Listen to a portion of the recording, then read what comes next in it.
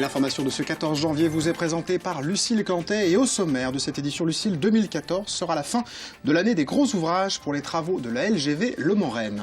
Tout doit être prêt pour la pose des voies en 2015. Au programme de cette année qui commence donc la mise en place du viaduc de la Courbe. Jean-Claude Boulard lançait hier sa campagne. Il dévoilait sa liste en début d'après-midi avant de donner son premier meeting le soir même devant plus de 200 personnes. Et en ce début de janvier, nous reviendrons aussi sur les traditionnelles cérémonies de vœux. Décryptage de ces discours dans notre journal. L'invité de l'info ce soir, il s'agit de Lucien Ruimi, organisateur de Pulsar. Le magazine Miroir de l'Art le classe parmi les 50 personnalités les plus influentes dans le domaine de l'art. Aujourd'hui, nous en parlerons avec lui. Et donc en ce début 2014, les travaux de la LGV se poursuivent. Cette année doit marquer en tout cas la fin de la plateforme. Et oui, car en 2015, les voies seront posées. Alors avant ça, il faut achever les ouvrages. Et parmi les grosses opérations prévues cette année, le viaduc de la Courbe entre la Milesse et la Bazoge. Florent Clavel. C'est un mastodonte de béton et d'acier. Le viaduc de la Courbe à cheval sur les communes de la Milesse et de la Bazoge. C'est le deuxième ouvrage le plus imposant du tracé de la LGV. 375 mètres de long. Piles et fondations profondes ont déjà été réalisées. Reste à terminer la mise en place, aussi appelée lançage, du tablier métallique. 50% de l'ouvrage a été lancé. Le troisième lançage qui consiste à pousser l'ouvrage sur ses appuis définitifs est en cours de réalisation. L'autre spécificité du chantier, c'est ce saute-mouton juste au-dessus de la ligne Paris-Brest. L'ouvrage de franchissement de cette ligne permettra à la ligne principale Le Mans-Rennes de franchir cette ancienne voie dans la continuité du viaduc de la Courbe que l'on voit au fond qui est en cours de construction.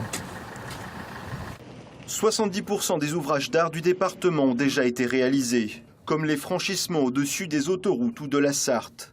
Le viaduc de la Courbe est l'un des derniers grands chantiers de 2014, avant la pose des rails en 2015.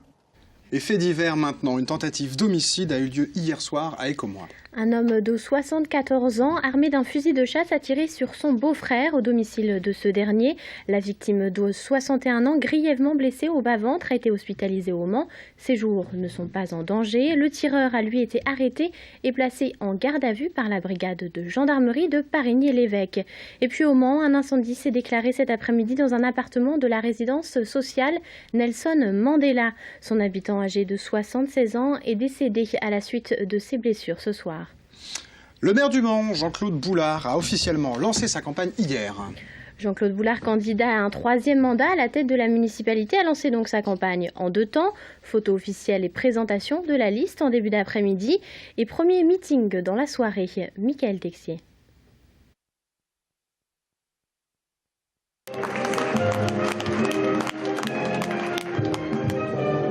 Vous connaissez cette musique ? C'est le générique de Nicolas Le Floch, série récurrente de France 2 tournée pour partie au Mans. Une récurrence que se souhaite Jean-Claude Boulard à la tête de la ville. On va s'arrêter, mais je pense que ça va ponctuer un certain nombre de nos rencontres. Pour la première, 200 militants et sympathisants réunis à la Maison pour tous Jean Moulin.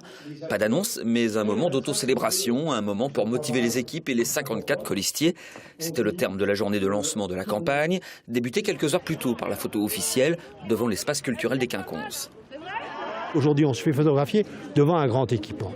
C'est un équipement important. Le temps des grands équipements est plutôt derrière nous. C'est maintenant le temps à la fois des équipements de proximité et de l'action de proximité. Sur la liste, Le Mans pour tous, 55 noms pour 42 places, si l'on prend le scénario le plus optimiste. PS en force et premier allié, Europe Écologie Les Verts, avec Isabelle Sévère, numéro 2 et future première adjointe. Des anciens aussi pour assurer la continuité, dont un ministre, Stéphane Le Foll, candidat pour être simple conseiller municipal. Je suis candidat sur cette liste, sans revendication de responsabilité demain, si ce n'est être conseiller municipal. Je le dis de manière très claire.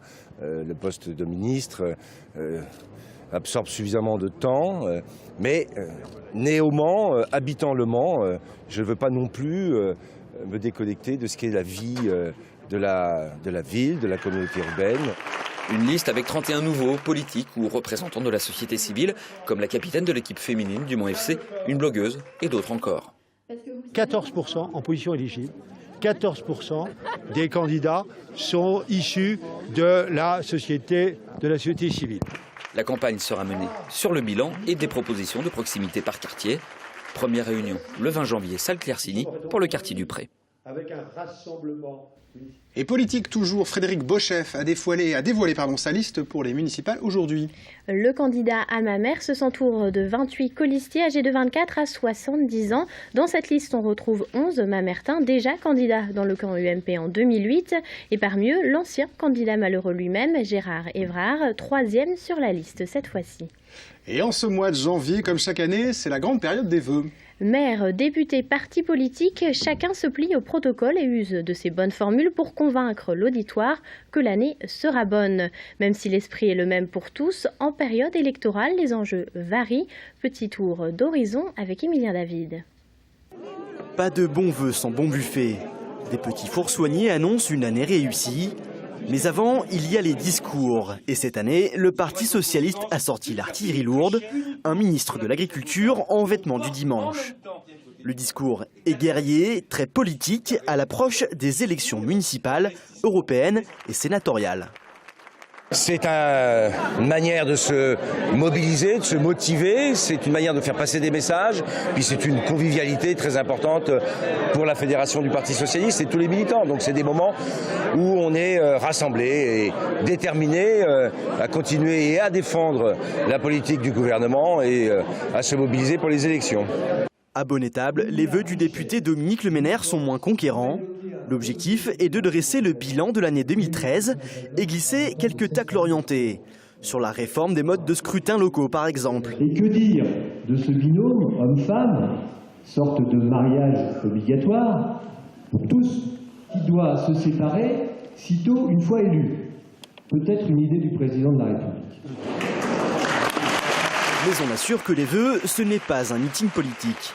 Un discours de vœux n'est pas un discours politicien, ça doit être un discours politique, mais il ne doit pas faire de la caricature, ça doit être un discours honnête, un discours réel. Je ne considère pas qu'il s'agisse là aussi d'un moment électoral, il s'agit d'un moment convivial, d'un moment de proximité.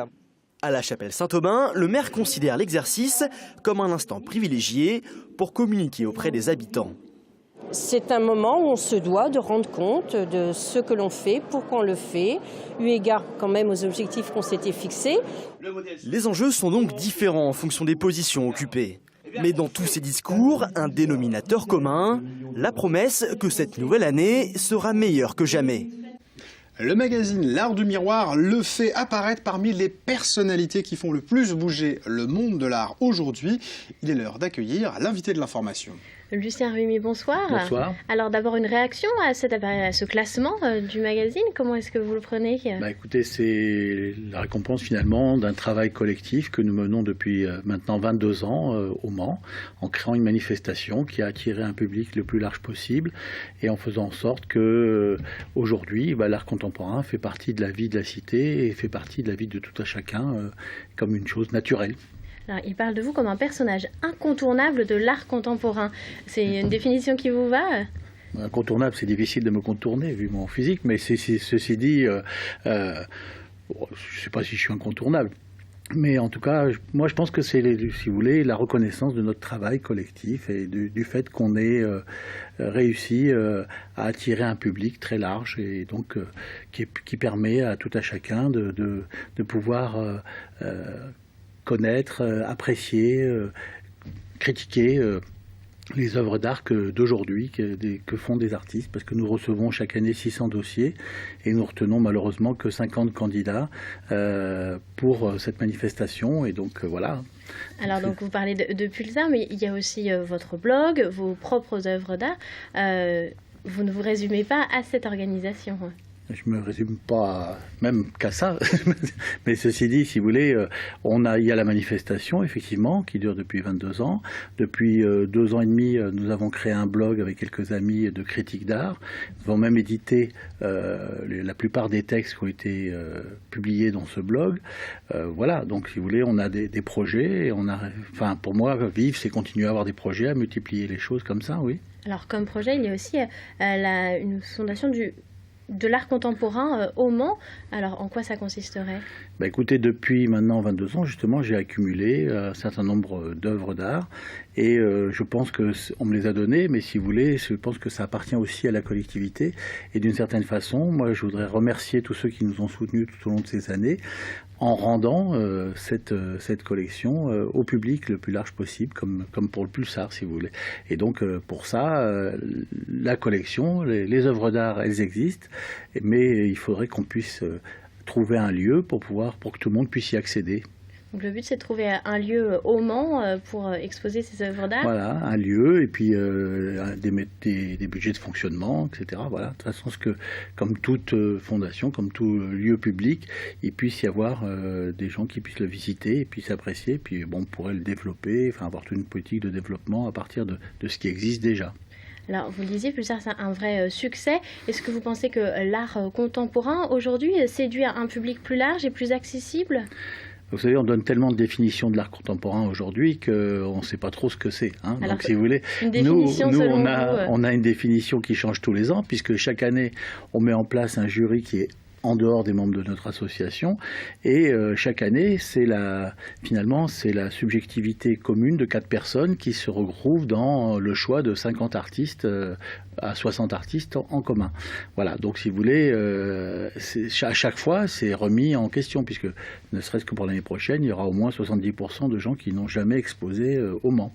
Alors justement, l'année prochaine, est-ce que vous pouvez nous donner un petit avant-goût de cette édition 2014 ? L'année prochaine, nous avons des invités qui sont 4 invités féminines, parce que de plus en plus, si vous voulez, on voit que les artistes femmes qui sont absentes des musées, si on va dans n'importe quel musée, les grands noms, dans le passé comme beaucoup dans le présent, sont des noms masculins.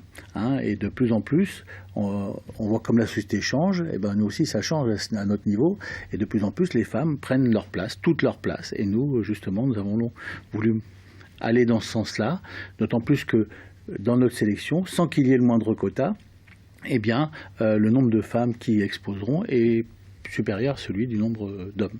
Mais ceci dit, c'est la vie, c'est comme ça que ça se développe aujourd'hui, et finalement, nous, on n'est que le reflet de ça. Et finalement, ce qu'on verra, c'est que la qualité sera toujours égale, parce que justement, à ce niveau-là, le fait d'être sélectionné est déjà un exploit pour beaucoup d'artistes, et ça leur permettra de pouvoir voir que justement il y a vraiment une égalité de ce côté-là. Les femmes seront donc présentes à Pulsar. Merci beaucoup Lucien Rémy d'être venu sur notre plateau.